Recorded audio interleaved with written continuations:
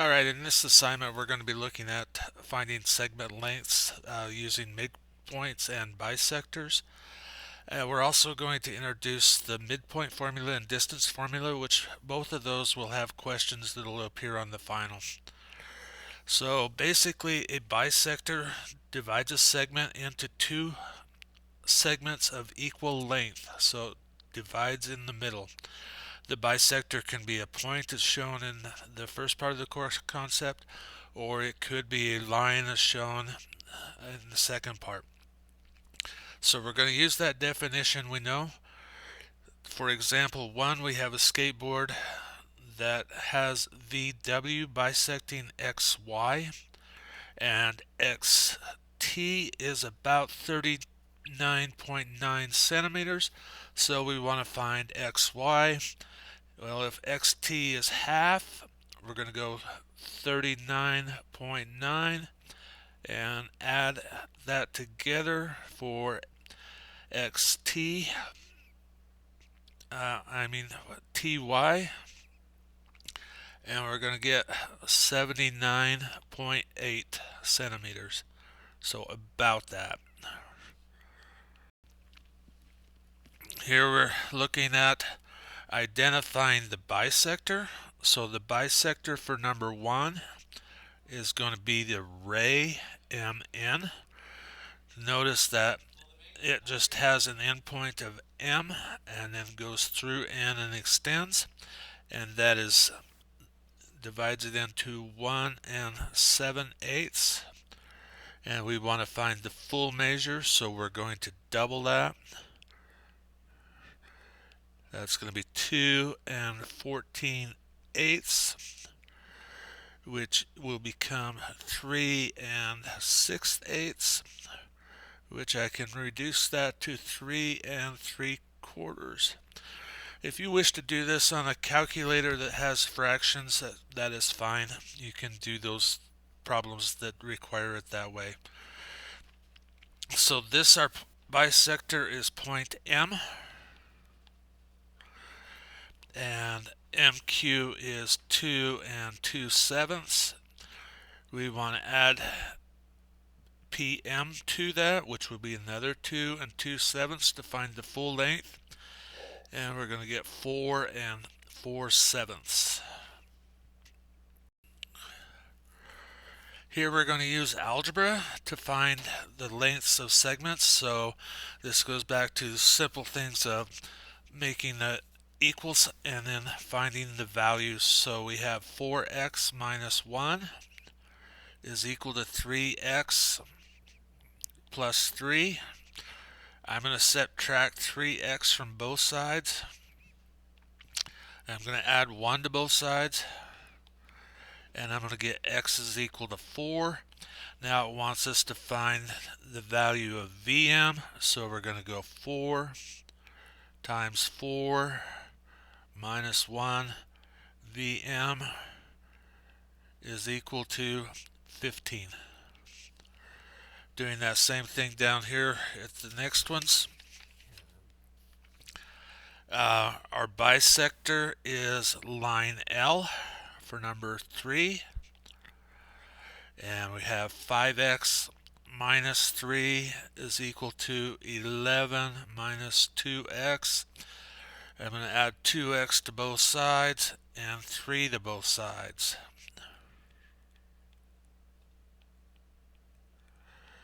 I'm going to get 7x is equal to 14. I'm going to get x is equal to 2. And I want to find MQ. So we're going to have 11 is equal to 11 minus 2 times 2 is equal to MQ. MQ is equal to 7. Number 7, we're going to get, first off, our line L is the bisector, line L, and this time, 4x plus 3 is equal to 6x minus 12. This time I'm going to work the other way because I don't want to have to deal with negative numbers with my x's. So I'm going to subtract 4x, and I'm going to add 12.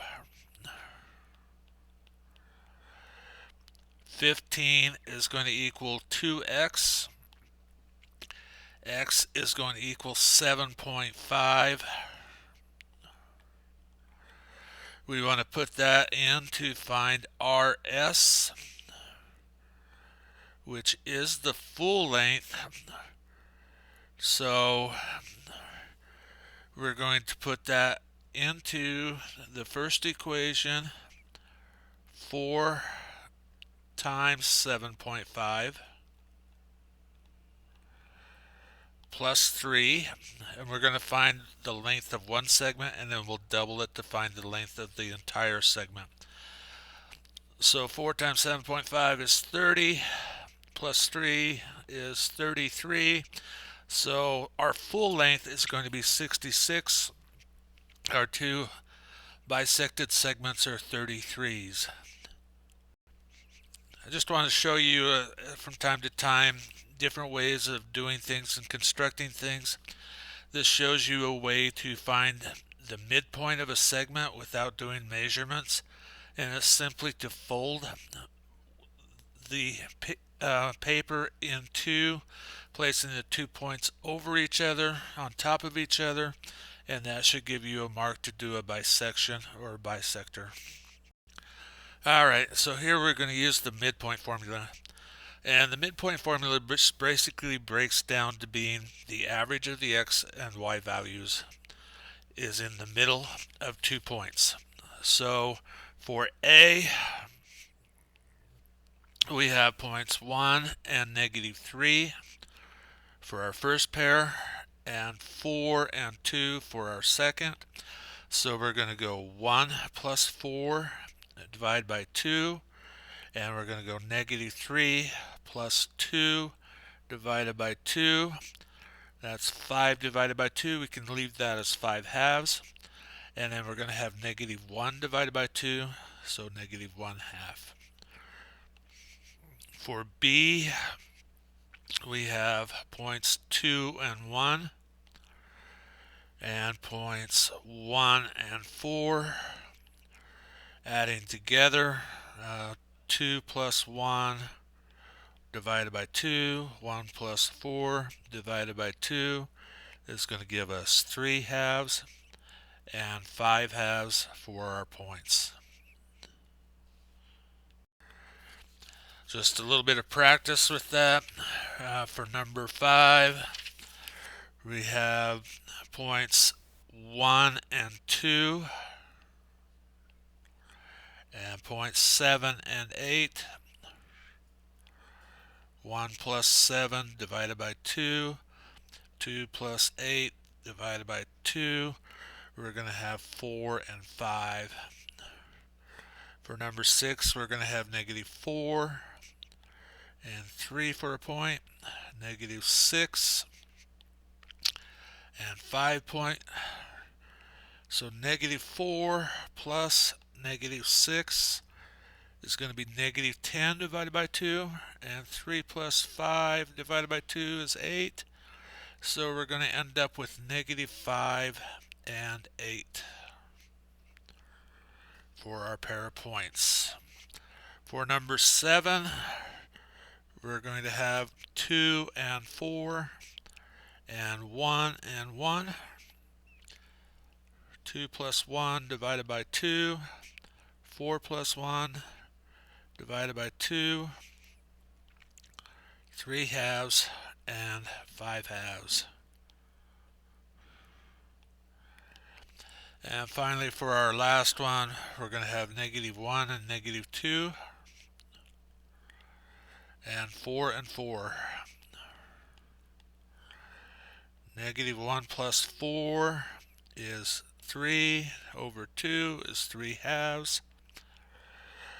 -2 plus 4 is 2 divided by 2 and 1. So that's the midpoint formula. Again, it's just the average. Pretty easy to do. And lastly, distance formula. As you'll see in the description here, the distance formula is basically taking the Pythagorean theorem and finding the hypotenuse between 2 points. So the distance between 2 points can be displayed as the hypotenuse of a right triangle. So example number 4, I'm going to give these points.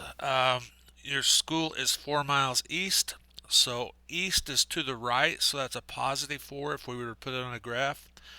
And 1 mile south, south would be down, so we're going to give that point 4 and -1.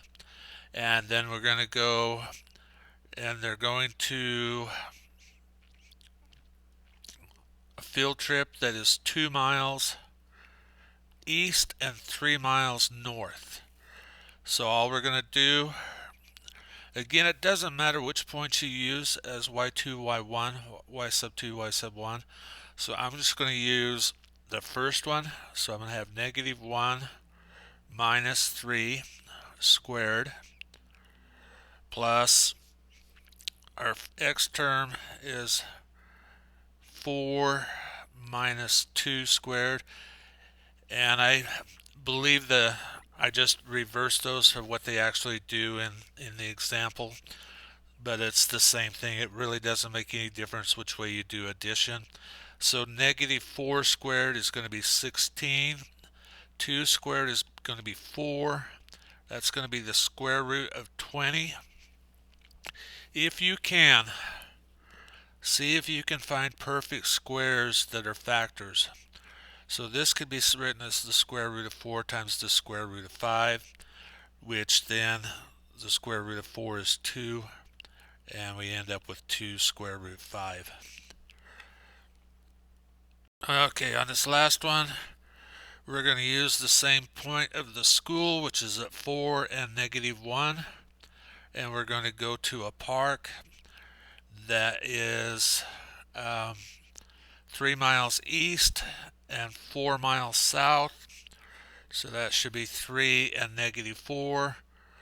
This time I'm going to use the second x term, so I'm going to go 3 minus 4 squared is equal plus -4.